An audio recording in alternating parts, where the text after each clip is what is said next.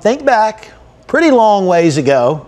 What is your fondest memory of playing junior golf?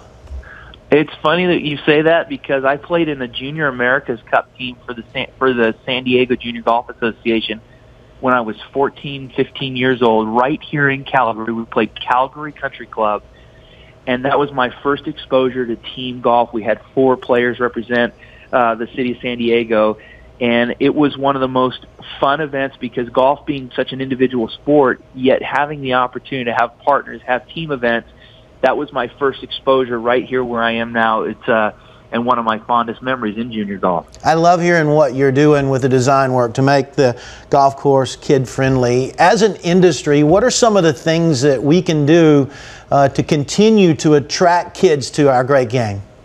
Well, to attract not just kids but all players, golf courses, when you have parameters such as water or bunkers in front of the greens, players are not good enough to fly the ball over the hazard and get the ball stopped on the putting surface. And so if you can make the parameters left and right as opposed to front and back, allowing players, giving them a vehicle to run shots up on certain sections of the green, having the ground contain the ball working towards the green all the way up to the green, makes the game so much more enjoyable for the average player. Now, once you get to the green, you can have more deflection and balls running off to the sides and creating challenges on the putting surface for the good player to try to keep the golf course challenging for the top player. He's not running shots up from 150, 180 yards. He's flying them to the green. So there's no reason why the ground can't be helpful for the average player, for the child. So on these kid tees that we have, they have a vehicle to run the shot up on all 18 holes.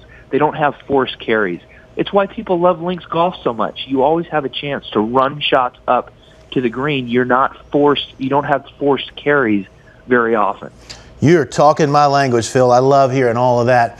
Okay, just got one more thing for you. My co-host Damon Hack, you may not know this, he hasn't broken 80 yet, and he's been picking my brain for years now for tips. Phil, I've run out of tips. Sometime can you get back into Studio AP to help Damon break 80? Give him some sort of tip that'll take all the heat off of me? I think the best way is short game, and there are a few keys that you have to do in short game or else you cannot chip because you're dealing with a club with so much loft that the leading edge has to get down underneath the ball. And so many shots are wasted around the greens that I think those 2 or 3 shots that he may save around the greens with proper short game technique will help him break 80 for the first time. Well, you'd be working a miracle if you got him to break 80. There's no doubt about that.